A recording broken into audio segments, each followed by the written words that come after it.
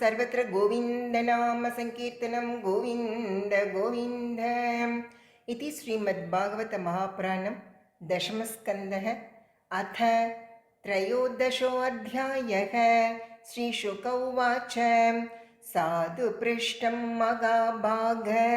त्वया भागवतोत्तम यन्नूतनयसीशस्य शृण्वन्नपि कथां मुहुः सतामयं सारभृतां निसर्गो यथर्थवाणी श्रुतिचेतसामपि प्रतिक्षणं न व्यवदच्युतस्य यत् स्त्रिया विटानाम् इव साधुवार्ता शृणुष्वावहितो राजन् अपि गुह्यं वदामि ते ब्रूयुस्निग्धस्य शिष्यस्य गुरवो गुह्यमप्युत तथाघवदनान् मृत्यो रक्षित्वा वत्सपालकान् सरित्पुलिनमानीय भगवान् इदमब्रवीत् अहो अतिरम्यं पुलिनं वयस्याः स्वकेलिसम्पन्मृदुलाच्छवालुकं स्फुटत्सरोगन्धहृतालिपत्रिक ध्वनिप्रदिद्वानलसद्रुमाकुलम् अत्र भोक्तव्यमस्माभिः दिवारूढं क्षुधार्दिताः वत्साः समीपे अपपीत्वा चरन्तु शनकैस्तृणं ततेति पाययित्वार्भा वत्सानारुध्य शाद्वले मुक्त्वा शिक्यानि बुभुजुः समं भगवता मुधा कृष्णस्य विश्वक्पुरुराजिमण्डलैः अभ्याननाः पुल्लदृशो व्रजार्भकाः सगोपविष्टा विपिने विरेजुः चधायताम्बोरुहकर्णिकायाः केचित् पुष्पैर्दलैः केचित् पल्लवैरङ्कुरैः फलैः शिग्भिस्त्वग्भिर्दृशद्भिश्च बुभुजुः कृतभाजनाः सर्वे मितो दर्शयन्तः स्वस्वभोज्यरुचिं पृथक् हसन्तो हासयन्तश्च अभ्यवजहृः सहेश्वराः बिभ्रद्वेणुं जठरपटयोः शृङ्गवेत्रे च कक्षे वामे पाणौ मसृणकवलं तत्फलान्यङ्गुलीषु तिष्ठन्मध्ये स्वपरिसुहृदो हासयन्नर्मभिः स्वैः स्वर्गे लोके मिषति बुभुजे यज्ञबुग्बालकेलिः भारतैवं वत्सपेषु भुञ्जान्येष्वच्युतात्मसु वत्सास्त्वन्तर्वने धूरं विविशुस्तृणलोभिताः तान् दृष्ट्वा भयसन्त्रस्तान्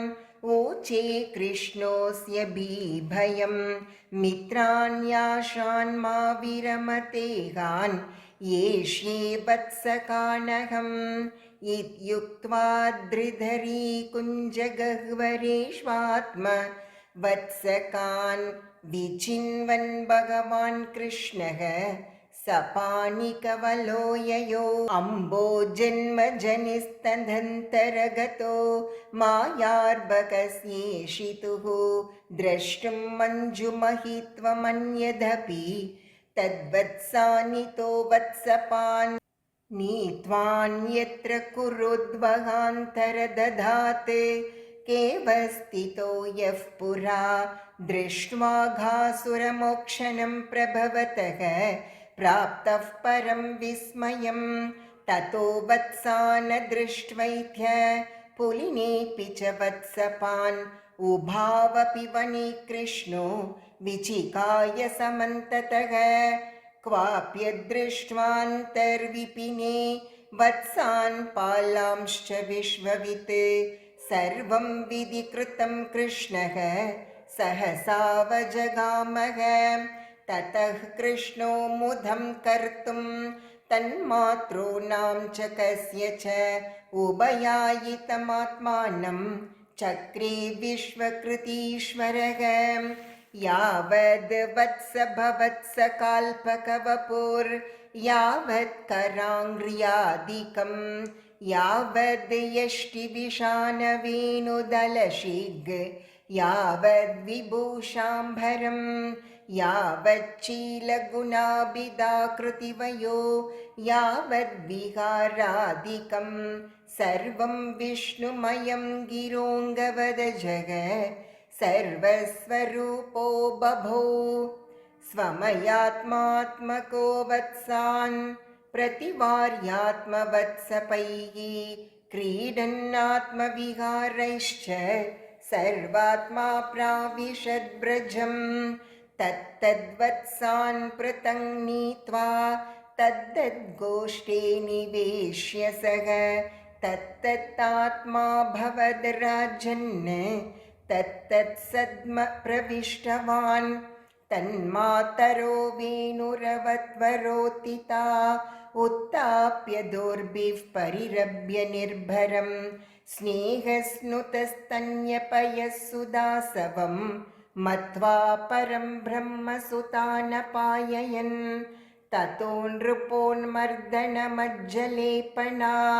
लङ्काररक्षातिलकाशनादिभिः संलालितस्वाचरितैः प्रहर्षयन् सायं गतो यामयमेन माधवः गावस्ततो गोष्ठम् उपेत्य सत्वरम् ओङ्कारघोषैः परिहूतसङ्गतान् स्वकान् वत्सतरानपाययन्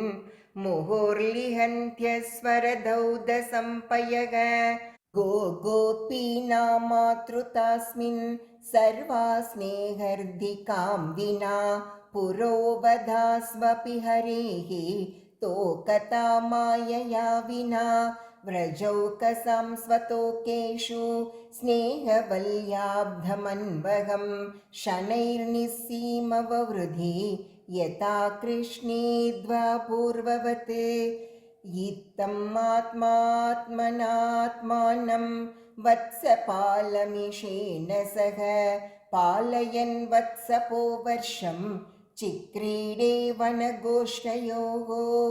एकदाचारयन् वत्सान् स रामो वनमाविशत् पञ्चशासु त्रियामासु हायनापूर्णेष्वजः ततो विदुराचरतो गावो वत्सान्वुपौव्रजं गोवर्धनाद्रिशिरसि चरन्त्यो ददृशुस्तृणं दृष्ट्वा तत्स्नेहवशो स्मृतात्मा स गोव्रजोऽज्ञात्मपदुर्गमार्गः द्विपात् ककुद्ग्रीव उदास्य पुच्छः अगाधुङ्कृतैरास्नुपयार्जवेन समेत्य गावोधो वत्सान् वत्सवत्योऽप्यपाययन् गिलन्त्य इव चाङ्गानि लिहन्त्यस्वौधसम्पयः गोपास्तद्रोदनायास मौक्यलज्जोरुमन्युना दुर्गाद्वकृच्छ्रतोऽप्येत्य गोवत्सैर्ददृशुः सुतान् तदीक्षणोत्प्रेमरसाप्लुताशया जातानुरागा गतमन्यवोर्बकान् उदुह्य दोर्भिः परिरभ्य मूर्धनि घ्राणैरवापुः परमां मुदं ते ततः प्रवयसो गोपाः तोकाश्लेषसुनिर्वृताः कृच्छ्राचनैरपगताः तदनु स्मृत्युदर्शवः व्रजस्य रामः प्रेमर्धेः वीक्ष्योत्कण्ठ्यमनुक्षणं मुक्तस्तनेष्वपत्न्येषु अप्यहेतुविदच्चिन्तयत् किमेतदद्भुतम् इव वासुदेवे अखिलात्मनि व्रजस्य सात्मनस्तोकेषु अपूर्वं प्रेम वर्धते केयं वा कुता याता दैवी वा नार्युता सुरी प्रायो मायास्तु मे भर्तुः नान्या मेऽपि विमोहिनी इति सञ्चिन्त्य दाशार्हो वत्सान् सवयसानपि सर्वानाचष्टवैकुण्ठं चक्षुषा वयुनेन सह नैते सुरेशा ऋषयो न चैते त्वमेव भासीषभिदाश्रयेऽपि सर्वं पृथक्त्वं निगमात् कथं वदेति युक्तेन वृत्तं प्रभुना बलो वैत् तावदेज्ञात्मभूरात्मम् आनेन त्रुट्यनेहसा पुरोवदब्धं क्रीडन्तं ददृशे सकलं हरिं यावन्तो गोकुले बालाः सवत्सा सर्व एव हि मायाशये शयानामि नाध्यापि पुनरुत्थिताः इत एतेऽत्र कुत्रत्या मन्माया मोहितेतरे तावन्त एव तत्राब्धं क्रीडन्तो विष्णुना समम् एवं एतेषु भेदेषु चिरं ध्यात्वा सात्मभूः सत्याः के कतरे नेति ज्ञातुं नेष्टे कथञ्चन एवं सम्मोहयन् विष्णुं विमोहं विश्वमोहनं स्वयैव मायया जोऽपि स्वयं एव विमोहितः तं यां तमोवन्नैहारं कद्योतार्चिरीवाहनी महतीतरमायैष्यं निहन्त्यात्मनि युञ्जतः तावत् सर्वे वत्सपालाः पश्यतोजस्य तत्क्षणात् व्यदृश्यन्त घनश्यामाः पीतकौशेयवाससः चतुर्भुजा शङ्खचक्रगदा राजीवपाणयः किरीटिनः कुण्डलिनो हारिणो वनमालिनः श्रीवत्ससाङ्गदद्धोरत्नकम्बुकङ्कणपाणयः नूपुरैः कटकैर्भाताः कटिसूत्राङ्गुलीयकैः आङ्घ्रिमस्तकमापूर्णाः तुलसीनवधामभिः कोमलैः सर्वगात्रेषु भूरिपुण्यवदर्पितैः चन्द्रिका विशदस्मेरैः सारुणापाङ्गवीक्षितैः स्वकार्तानां इव रजः सत्त्वाभ्यां स्रष्टृपालकाः आत्मादिस्तम्भपर्यन्तैः मूर्तिमद्भिश्चराचरैः नृत्यगीताध्यनेकार्यैः पृथक् पृथगुपासिताः अनिमाद्यैर्महमभिः अजात्याभिर्विभूतिभिः चतुर्विंशतिभिस्तत्त्वैः परीता महदादिभिः कालस्वभावसंस्कार कामकर्मगुणादिभिः स्वमहिध्वस्तमहिभिः मूर्तिमद्भिरुपासिताः सत्यज्ञानानन्दानन्द मात्रैकरसमूर्तयः अस्पृष्टभूरिमाहात्म्या अपेहि उपनिषदृशाम् एवं सकृद्दधर्षा जग परब्रह्मात्मनोऽखिलान् यस्य भासा सर्वमिदं विभाति सचराचरम् ततोऽति कुतुकोद्वृत्तस्तिमितैकादशेन्द्रियः तद्धाम्ना भूतजस्तूष्णीं पूर्देव्यन्तीव पुत्रिका इतीर्येषे तर्के निजमहिमनि स्वप्रमितिके परत्राजातो तन्निरसनमुखब्रह्मकमितो अनीशेऽपि द्रष्टुं किमिदम् इति वा मुह्यति सति चचादाज्यो ज्ञात्वा सपदि परमो जाजवनिकाम् ततोर्वाक्प्रतिलब्धाक्षः कः परेतवद्वुत्थितः कृच्छ्राद्उन्मील्य वै दृष्टिः आचष्टेदं सहात्मना सपद्येवाभिदः पश्यन् दिशो पश्यत् पुरस्थितं बृन्दावनं जनाजीव्य द्रुमाकीर्णं समाप्रियम् यत्र नैसर्गदुर्वैरागा सहासन् रृम्रगादयः मित्राणि वाजिता वास धृतदृड्दर्शकाधिगम् तत्रोद्वहत् पशुपवंशशिशुत्मनाट्यं ब्रह्माद्वयं परमनन्तमगाधबोधम् वत्सान् सखीन्यिव पुरा परितो विचिन्वत् एकं सपानिकवलं परमेष्ट्य चष्ट दृष्ट्वा त्वरेण निजधोरणतोऽवतीर्य पृथ्व्यां वपुः कनकदण्डम् इवाभिपात्य स्पृष्ट्वा चतुर्मुकुटकोटिभिरङ्घ्रियुग्मम् नत्वा मुदश्रुसुजलैरकृताभिषेकम् उत्थायोत्थाय कृष्णस्य चिरस्य पादयोः पतन् आस्ते महित्वं प्राग्दृष्टं स्मृत्वा स्मृत्वा पुनः पुनः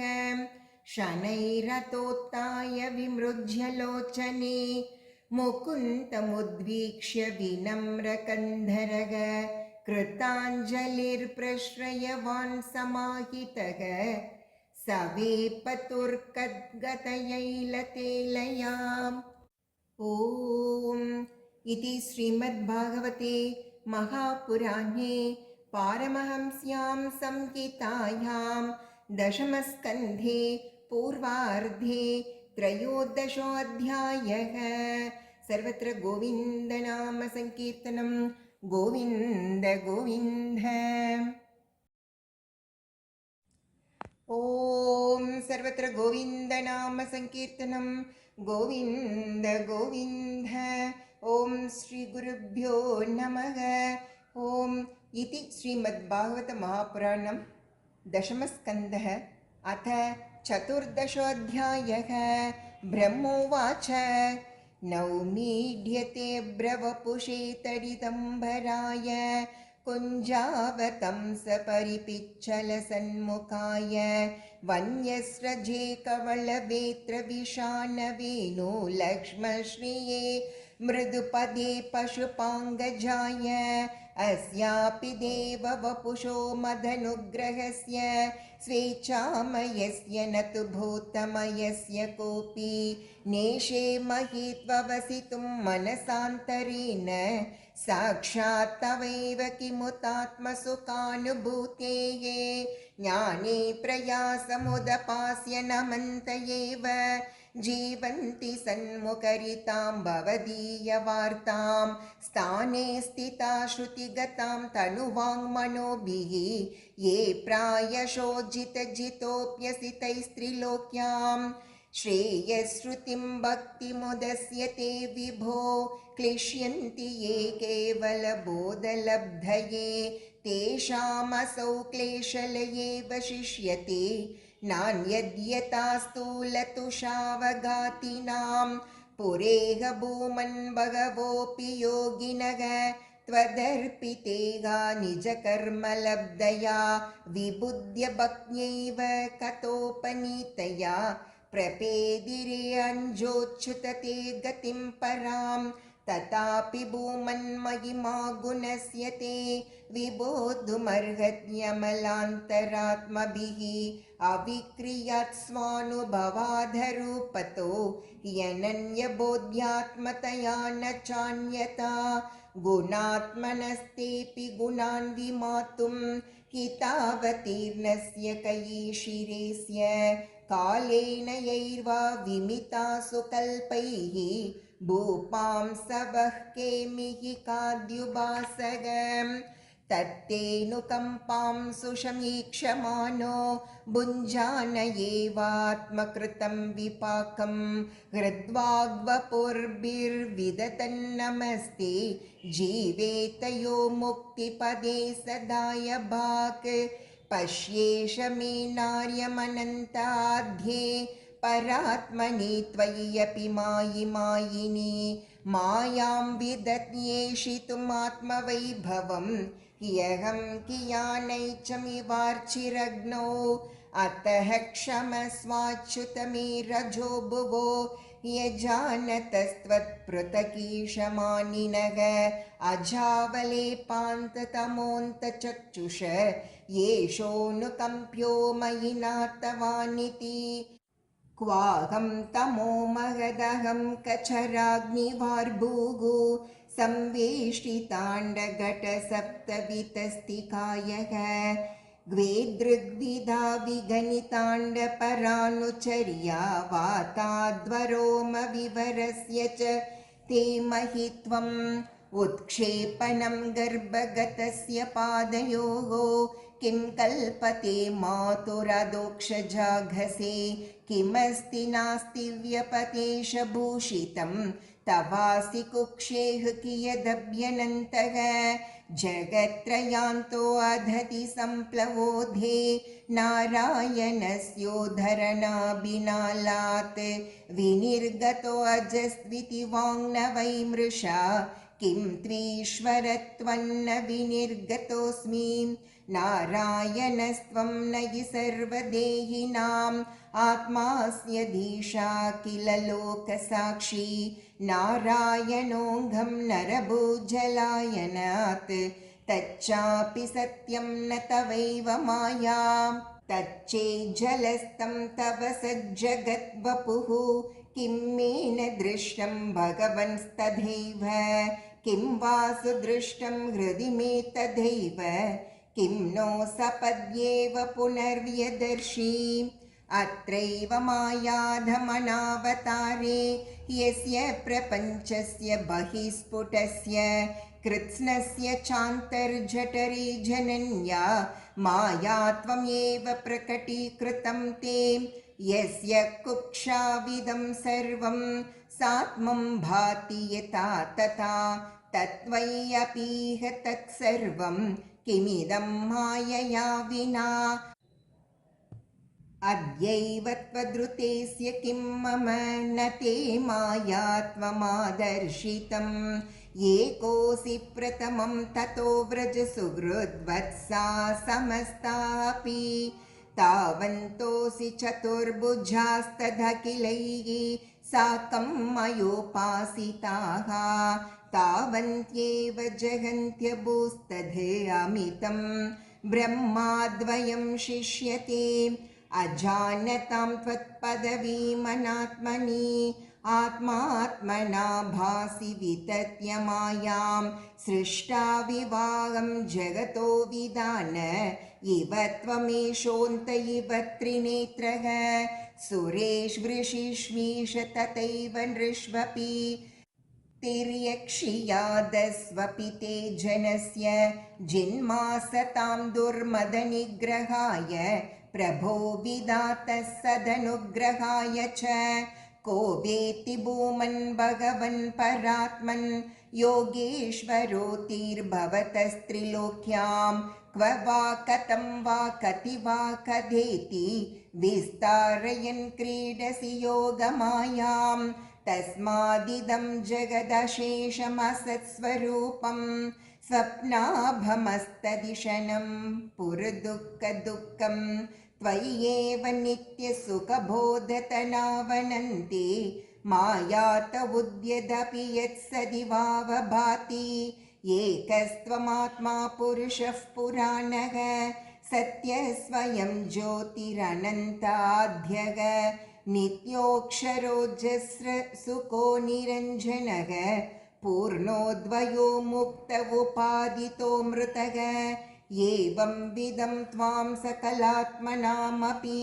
स्वात्मानमात्मात्मतया विचक्षते गुर्वर्कलब्धोपनिषत्सु चक्षुषा एते तरन्तीव भवानृताम्बुधिम् आत्मानं येवात्मतया विजानतां तेनैव जातं निखिलं प्रपञ्चितं ज्ञानेन भूयोऽपि च तत्प्रलीयते रज्ज्वामगेर्भोगभवाभवौ यथा अज्ञानसंज्ञौ भवबन्धमोक्षौ द्वौ नामनान्योस्त अजस्रचित्यात्मनि केवले परे विचार्यमाणे तरणाविवाहने त्वामात्मानं परं मत्वा परमात्मानं एव च आत्मा पुनर्बहिर्मृग्य अहोज्ञजनताज्ञताम् अन्तर्भवे अनन्तभवन्तमेव यतत् यजन्तो मृगयन्ति सन्तः असन्तमप्यन्त्य हिमन्तरेण सन्तं गुणं तं किमुयन्ति सन्तः अतापि ते देवपदाम्बुजद्वय प्रसादलेशानुगृहीत एव हि जानाति तत्त्वं भगवन्महिम्नो न चान्य एकोऽपि चिरं विचिन्वन् ततस्तु मे नाथ स भूरिभागो भवेत्रवान्यत्र तु वातिरश्चां येनाहम् एकोऽपि भवज्जनानां भूत्वा निषेवे तव पादपल्लवम् अहो अतिधन्या व्रजघोरमन्यः स्तन्यामृतं पीतमतीव ते मुधा यासां विभो वत्सतरात्मजात्मना यतृप्तय अद्यापि न चालमद्वराहाम् अहो भाग्यं नन्दगोपव्रजौकसां यन्मित्रं परमानन्दं पूर्णं ब्रह्म सनातनम् येषां तु भाग्यमहमाच्युतदावदास्ताम् एकादशैव हि वयं भत भूरिभागाः एतदृशीकचषकैरसकृत्पिभामः शर्वादयोऽङ्घ्रियुधजमध्वमृतासवं ते तद्भूरिभाग्यम् इह जन्म किमप्यटव्यां यद्गोकुलेऽपि कथमाङ्घ्रिरजोऽभिषेकं यज्जीवितं तु निखिलं भगवान् मुकुन्दः त्वद्यापि यत्पदरजश्रुतिमृग्यम् एव येषां घोषनिवासिनामुत भवान् किं देवरातेति नः चेतो विश्वफलात्फलं त्वदपरं कुत्राप्ययन्मोहयति सद्वेषाद्धिव पूतनापि सकुला त्वामेव देवा पिता यद्धामार्तसुहृत्प्रियात्मतनय प्राणाश्रयास्त्वत्कृते तावद्रागाधयस्तेनाः तावत्कारागृहं गृहं तावन्मोहोऽङ्घ्रिनिगडो यावत् कृष्ण न ते जनाः प्रपञ्चं निष्प्रपञ्चोऽपि विडम्बयसि भूतले प्रपन्नजनतानन्दसन्दोहं प्रतितुं प्रभो जानन्त एव जानन्तु किं बहुक्त्या न मे प्रभो मनसो वपुषो वाचो वैभवं तव गोचरः अनुजानीहि मां कृष्ण सर्वं त्वं वेत्सि सर्वदृक् त्वमेव जगतां नातो जगद्धियेतत्तवार्पितं श्रीकृष्णवृष्णिकुलपुष्करजोषदायिन् क्ष्मानिर्जरद्विजपशुधति वृद्धिकारिन् उद्धर्मशार्वरहरक्षितिराक्षसदृक् आकल्पमार्गमर्गन् भगवन्नमस्ते। श्रीशुक उवाच इत्यभीष्टूय भूमानं त्रिः परिक्रम्य पादयोः नत्वाभीष्टं जगद्धाता स्वधाम प्रत्यपद्यत। ततोऽनुज्ञाप्य भगवान् स्वभुवं प्रागवस्थितान् वत्सान् पुलिनमानिन्ये यथा पूर्वसकं स्वकम्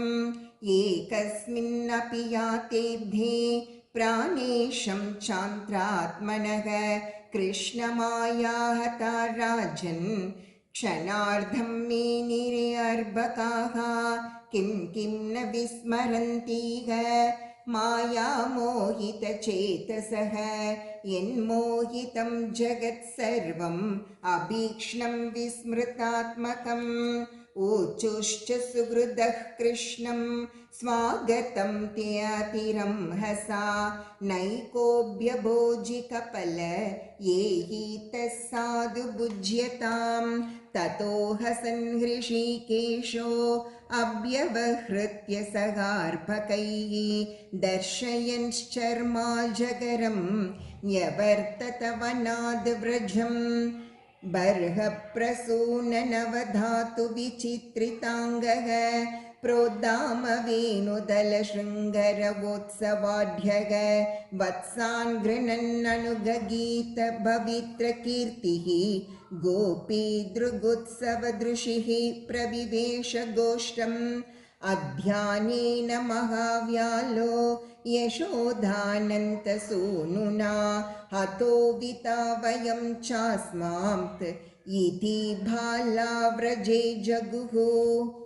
राजोवाच ब्रह्मन् परोद्भवे कृष्णे इयान् प्रेमा कथं भवेत् यो भूतपूर्वस्तोकेषु स्वोद्भवेष्वपि कथ्यताम्। श्रीशुक उवाच सर्वेषामपि भूतानां नृपस्वात्मैव वल्लभः इतरे अपत्यवित्ताद्याः तद्वल्लभतयैव हि तद्राजेन्द्र यथा स्नेहः स्वस्वकात्मनि देहिनां न तथा ममतालम्बिपुत्र वित्तगृहादिषु देहात्मवादिनां पुंसाम् अपि राजन्यसत्तम यथा देहः प्रियतमः तथा न हि अनुयेचतम् देहोऽपि ममता भाक्षेत् तर्ह्यसौ नात्मवत्प्रियः यज्जीर्यत्यपि देहेऽस्मिन् जीविताशा बलीयसी तस्मात् प्रियतमस्वात्मा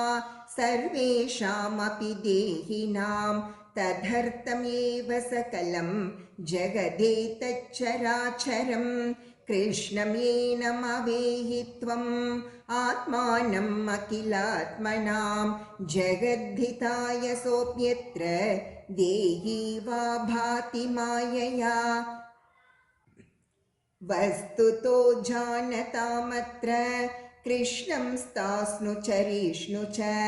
भगवद्रूपमखिलं नान्यद्वस्मिह किञ्चन सर्वेषामपि वस्तूनां भावार्थो भवति स्थितः तस्यापि भगवान् कृष्णः किमतद्वस्तुरूप्यताम् समाश्रिताये पदपल्लवप्लवं महत्पदं पुण्ययशो मुरारेः भवाम्बुधिर्वत्सपदं परं पदं पदं पदं यद्विपदां न तेषाम् एतत्ते सर्वमाज्ञातं यत्पृष्टोऽहमिह त्वया यत्कौमारे हरिकृतं पौगण्डे परिकीर्तितम् एतत् सुहृद्भिश्चरितं मुरारेः अगार्तनं शात्मलजीमनं च व्यक्तेतरद्रूपमजोर्वभीष्टवम् शृण्वन् गृह्णन्नेति नरो अखिलार्तान् एवं विहारैर्कौमारैः कौमारं जगतुर्व्रजे निलायनैः सेतुबन्धैः मर्कटोत्प्लवनादिभिः। ॐ इति श्रीमद्भागवते महापुराणे पारमहंस्यां संहितायां दशमस्कन्धे पूर्वार्ते ब्रह्मस्तुतिर्नाम चतुर्दशोऽध्यायः। सर्वत्र गोविन्दनाम संकीर्तनं गोविन्द गोविन्द।